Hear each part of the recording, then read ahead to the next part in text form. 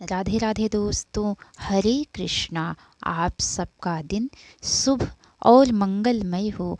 आज फाल्गुन मास की प्रतिपदा तिथि है और आज मैं आप सबको भगवान भोलेनाथ से जुड़ी हुई फाल्गुन मास की कथा सुनाने जा रही हूँ। अगर अच्छी लगे तो लाइक करके कमेंट बॉक्स में ज़रूर बताइएगा। तो चलिए आप सबको फाल्गुन मास की कथा सुनाती हूँ। ओम नमः शंभवाय च मयोभवाय च नमः शंकराय च मयस्कराय च नमः शिवाय च शिवतराय च। इसका अर्थ ये है दोस्तों, कल्याण एवं सुख के मूल स्रोत भगवान सदाशिव को नमस्कार है। कल्याण का विस्तार करने वाले तथा सुख का विस्तार करने वाले भगवान शिव को नमस्कार है। मंगल स्वरूप और मंगलमयता की सीमा भगवान शिव को नमस्कार है। पुराणों में शिव महापुराण का अत्यंत महिमामय स्थान है।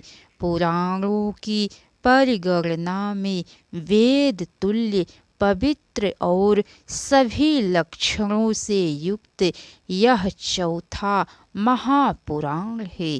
इस ग्रंथ रत्न के आदि मध्य और अंत में सर्वत्र भूत भावन भगवान सदाशिव की महिमा का प्रतिपादन किया गया है।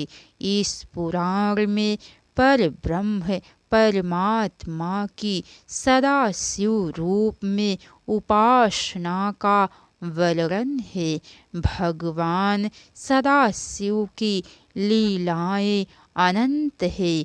उनकी लीला कथाओं तथा उनकी महिमा का वर्णन ही इस ग्रंथ का मुख्य प्रतिपाद्य विषय है, जिसके सम्यक अवगहन से साधकों भक्तों का मन महादेव के पद पद्म राग का भ्रमर बनकर मुक्ति मार्ग का पथिक बन जाता है। फाल्गुन मास कथा के अनुसार एक बार शौनक जी ने महाज्ञानी सूत जी से निवेदन किया, हे सूत जी, सदाचार भागवत भक्ति और विवेक की वृद्धि कैसे होती है तथा साधु पुरुष किस प्रकार अपने काम क्रोध लोभ आदि मानसिक विकारों का निवारण करते हैं। आप हमें ऐसा कोई शाश्वत साधन बतलाइए जो कल्याणकारी एवं परम मंगलकारी हो, और वह साधन ऐसा हो जिसके अनुष्ठान से शीघ्र ही अंतःकरण की विशेष शुद्धि हो जाए तथा निर्मल चित्त वाले पुरुष को सदा के लिए शिव पद की प्राप्ति हो जाए। सूत जी ने कहा, मुनि श्रेष्ठ शौनक संपूर्ण शास्त्रों के सिद्धांत से समन्वित भक्ति आदि को बढ़ाने वाला तथा भगवान शिव को संतुष्ट करने वाला उत्तम शिव महापुराण काल रूपी सर्प से प्राप्त महात्रास का भी विनाश करने वाला है। हे मुने, पूर्व काल में शिव जी ने इसे कहा था। गुरुदेव व्यास जी ने सनत कुमार मुनि का उपदेश पाकर कलयुग के प्राणियों के कल्याण के लिए बड़े आदर से संक्षेप में इस पुराण का प्रतिपादन किया। इसे भगवान शिव का वाक्यमय स्वरूप समझना चाहिए तथा सब प्रकार से इसका सेवन करना चाहिए। इसके पठन पाठन और श्रवण से शिव भक्ति पाकर मनुष्य शीघ्र ही शिव पद को प्राप्त कर लेता है। इस शिव महापुराण को सुनने से मनुष्य सब पापों से मुक्त हो जाता है तथा बड़े बड़े उत्कृष्ट भोगों को भोग करके अंत में शिवलोक को प्राप्त कर लेता है। शिव महापुराण का श्रवण और भगवान शंकर के नाम का संकीर्तन दोनों ही मनुष्यों को कल्प वृक्ष के समान सम्यक फल देने वाले हैं, इसमें संदेह नहीं है। इसीलिए इसे थोड़ा सा करके फाल्गुन मास की कथा में वर्णन किया जाता है। यह शिव महापुराण 24,000 श्लोकों से युक्त है। इसमें 7 संहिताएं हैं। मनुष्य को चाहिए कि वह भक्ति ज्ञान और वैराग्य से भली भांति संपन्न हो, बड़े आदर से इसका श्रवण करे।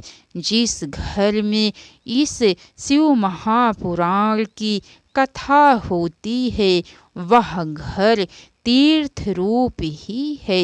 उसमें निवास करने वालों के पाप यह नष्ट कर देता है।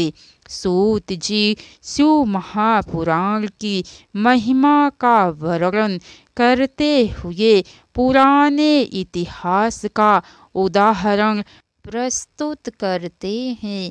पहला उदाहरण देवराज नाम के एक ब्राह्मण का है जो वैश्यागामी एवं दुष्ट था तथा दूसरा उदाहरण चंचुला नाम की एक स्त्री एवं बिंदुग नाम के उसके पति का है।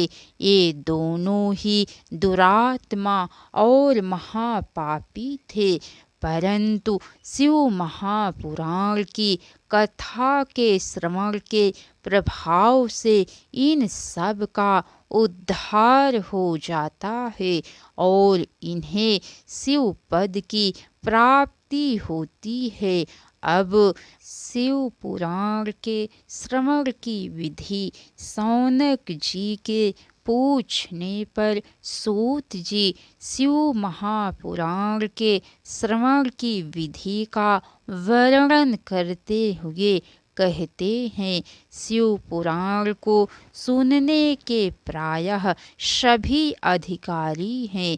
शिव उपासना के अतिरिक्त गणेश भक्त, शाक्त, सूर्य उपासक, वैष्णव और इसके साथ ही ब्राह्मण, क्षत्रिय, वैश्य, शूद्र चारों वर्णों के स्त्री पुरुष एवं ब्रह्मचारी, गृहस्थ, वानप्रस्थ, सन्यासी ये सभी सकाम भाव अथवा निष्काम भाव से कथा श्रवण कर सकते हैं।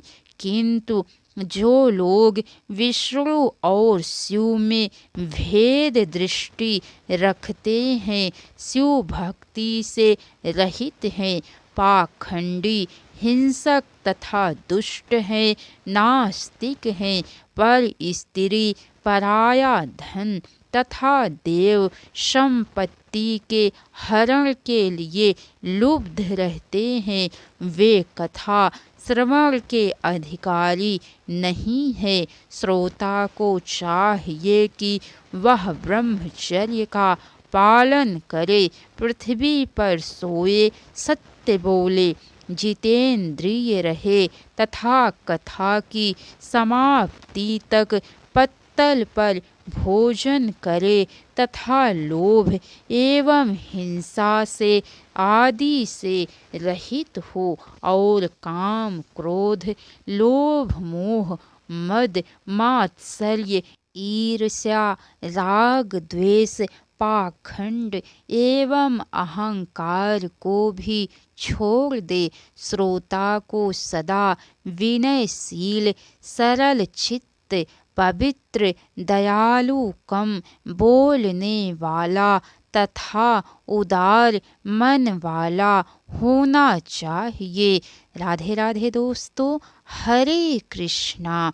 तो कैसी लगी कथा लाइक करके कमेंट बॉक्स में ज़रूर बताइएगा। इसके आगे की कथा आप सबको कल सुनने को मिलेंगी। हर हर महादेव।